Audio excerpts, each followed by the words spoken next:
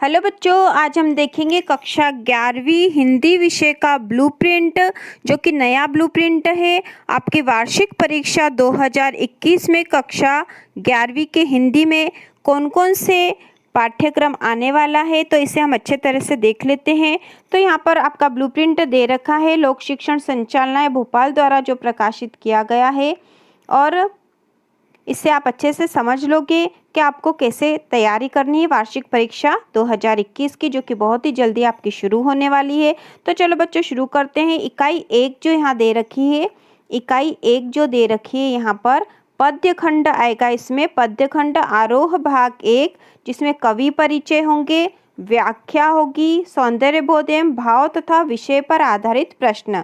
ठीक है, और कुल आवंटित अंक है, इस पे 18 अंक के कुल क्वेश्चन आएंगे, जिसमें कवि परिचय भी होगा। कवि परिचय जो 4 नंबर का क्वेश्चन आता है, और व्याख्या होगी। ठीक है, पद्य खंड है तो पद्यांश की व्याख्या से संबंधित प्रश्न भी एक 4 नंबर का आता है, और विषय पर आधारित जो प्रश्न है, पद्य खंड के जो प्रश्नोत्तर है उनमें से प्रश्न आएंगे। और यहाँ पर जो 1 अंक वाले जो क्वेश्चन है, वो 4 प्रश्न जो 1 अंक वाले होंगे, मतलब ऑब्जेक्टिव प्रश्न 4 होंगे। 2 अंक वाले 2-2 नंबर के 3 प्रश्न होंगे, और 4 अंक के 2 प्रश्न होंगे। तो इन 2 प्रश्नों में एक तो होगा कवि परिचय और एक होगी पद्यांश की व्याख्या। इस प्रकार इसमें से कुल 5 प्रश्न आने वाले हैं। ठीक है, अब इसके बाद हम देख लेते हैं इकाई 2। तो इकाई जो 2 है आपकी, इकाई 2 में है गद्य खंड, आरोह भाग 1 में से आएगा। ठीक है, गद्य और पद्य दोनों आरोह भाग 1 में है। इसमें लेखक परिचय, व्याख्या और विषय वस्तु पर आधारित प्रश्न होंगे, और इकाई पर आवंटित अंक है कुल 16। यहाँ पर एक एक अंक के, मतलब ऑब्जेक्टिव क्वेश्चन कुल 4 ऑब्जेक्टिव आएंगे, जो कि 4 नंबर के होंगे। 2 नंबर के 2 प्रश्न आएंगे, जो कि गद्य खंड के पाठ में से पूछे जाएंगे, और 4 अंक के 2 प्रश्न होंगे, जिसमें एक तो लेखक परिचय होगा और एक गद्यांश की व्याख्या, संदर्भ प्रसंग सहित व्याख्या होगी। एक व्याख्या पद्यांश में से आएगी, संदर्भ प्रसंग सहित व्याख्या, और एक व्याख्या आती गद्यांश में से, संदर्भ प्रसंग सहित व्याख्या लिखिए। और पद्य खंड में से एक कवि परिचय आएगा 4 अंक का, और गद्य खंड में से एक लेखक परिचय आएगा 4 अंक का। इस प्रकार इसमें से कुल 4 प्रश्न यहाँ से इकाई 2 में से पूछे जाएंगे। इसके बाद जो इकाई 3 है, इकाई जो 3 है यहाँ पर, यह है वितान। ठीक है, वितान है, वितान भाग 1 में से पूछी जाएगी। इकाई 3 जो है आपकी, वितान भाग 1 में से पाठों पर आधारित प्रश्न होंगे, पाठों पर आधारित प्रश्न होंगे।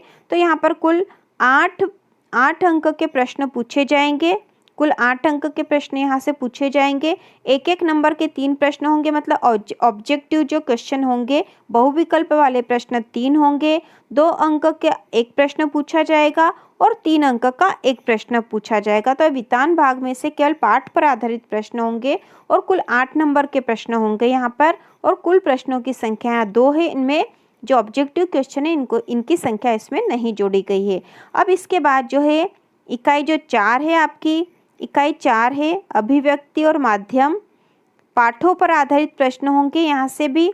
तो कुल 8 नंबर के प्रश्न पूछे जाएंगे, 3 नंबर के ऑब्जेक्टिव होंगे, एक प्रश्न 2 नंबर का, एक प्रश्न 3 अंक का।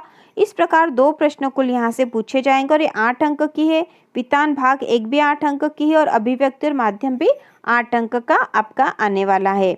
इसके बाद जो इकाई 5 है, इकाई जो 5 है आपकी भाषा बोध पर आधारित है। यह भाषा बोध, तो इसमें है रचना के आधार पर वाक्य के प्रकार। रचना के आधार पर वाक्य के कितने प्रकार होते हैं, यह हमें बताना है यहाँ पर। और रचना के आधार पर वाक्यों के प्रकार, और उनमें वाक्यों में परिवर्तन। ठीक है, एक प्रकार के वाक्य को दूसरे प्रकार के वाक्य में बदलने जैसे प्रश्न भी इसमें आते हैं। और दूसरा है इसमें मुहावरे व लोकोक्ति, राष्ट्रभाषा, राजभाषा से संबंधित प्रश्न आएंगे।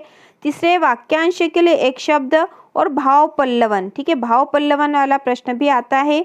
और वाक्य शुद्धिकरण, वाक्यों को शुद्ध करने का प्रश्न आता है यहाँ पर। तो ये कुल 8 अंक की इकाई है, 8 अंक है भाषा बोध के। इसमें भी 3 अंक के ऑब्जेक्टिव होंगे, बहुविकल्प वाले प्रश्न। एक प्रश्न 2 नंबर का होगा, और एक 3 नंबर का प्रश्न यहाँ से पूछा जाएगा।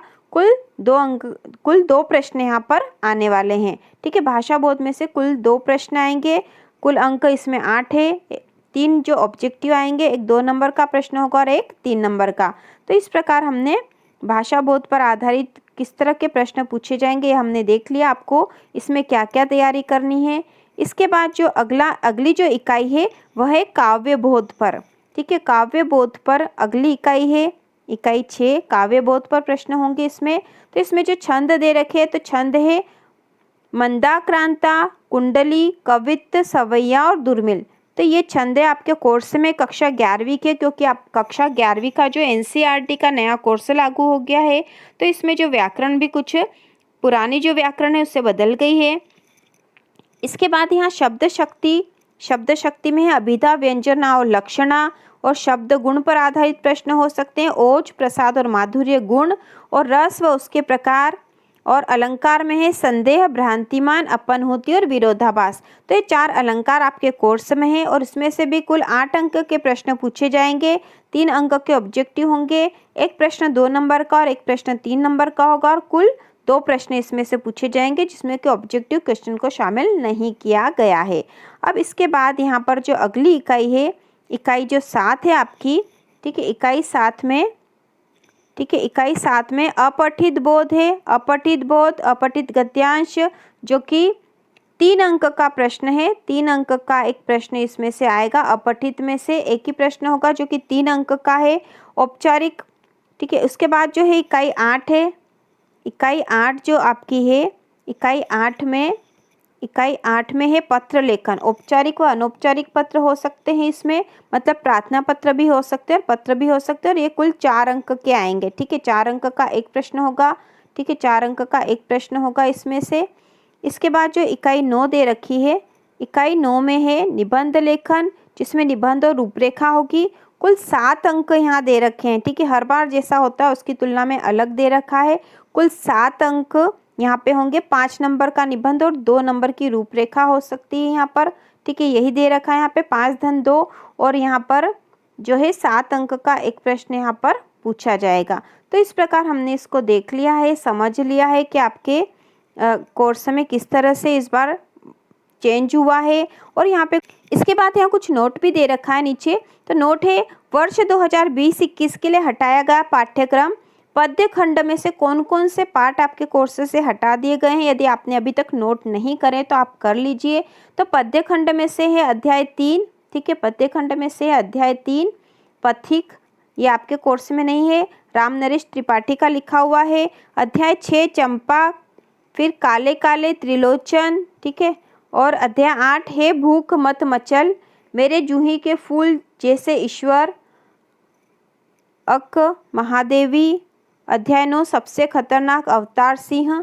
तो ये पाठ आपके कोर्स से इस साल के लिए हटा दिए गए हैं। ठीक है, इसी प्रकार गद्य खंड में से अध्याय 3 अपू के साथ 2.5 साल, सत्यजीत राय द्वारा लिखा हुआ। अध्याय 4 विदाई संभाषण, बालमुकुंद गुप्त द्वारा लिखा हुआ। ठीक है, और अध्याय 7 रजनी, मन्नू भंडारी का लिखा हुआ। अध्याय 10 आत्मा का ताप, सैयद हैदर रजा। और वितान में से अध्याय 3 आलो अंधारी। ये कोर्स आपके, ये सारे पार्ट जो है इस साल आपके एग्ज़ाम में नहीं आने वाले हैं। इसके बाद यहाँ पर आपको बता रखा है वस्तुनिष्ठ प्रश्न पत्र के आरंभ में दिए जाएंगे।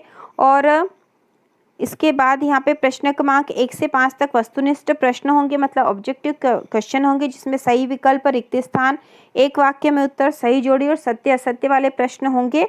और प्रत्येक प्रश्न के 4 अंक निर्धारित है। प्रश्न क्रमांक 6 से 25 तक प्रत्येक प्रश्न की उत्तर सीमा यहाँ दे रखी है। अति लघु उत्तरी के लिए 30 शब्द है, लघु उत्तरी के लिए 75 शब्द है, दीर्घ के लिए 120 शब्द है और दीर्घ उत्तरी प्रश्न 250 शब्द, जो कि 7 अंक का निबंध के बारे में यहाँ कहा गया है। और वस्तुनिष्ठ प्रश्नों को छोड़कर सभी प्रश्नों में आंतरिक विकल्प का प्रावधान होगा। यह विकल्प समान इकाई उपइकाई से तथा समान कठिनाई स्तर वाले होंगे। ठीक है, तो इस प्रकार यहाँ पर आपके पूरा हिंदी विषय का जो है पाठ्यक्रम यहाँ दे रखा है और इसके साथ ही पूरा यहाँ पर आपको ब्लूप्रिंट समझा रखा है कि आपके किस प्रकार के प्रश्न आएंगे। और यहाँ पूर्णांक भी दे रखा, 80 अंक का पूर्णांक होगा। तो इस प्रकार आप समझ सकते हो और इसके अनुसार अपनी तैयारी शुरू कर सकते हो। और इसी तरह के और वीडियो देखने के लिए कक्षा 9वीं से 12वीं के महत्वपूर्ण प्रश्नों के लिए चैनल को सब्सक्राइब कीजिए।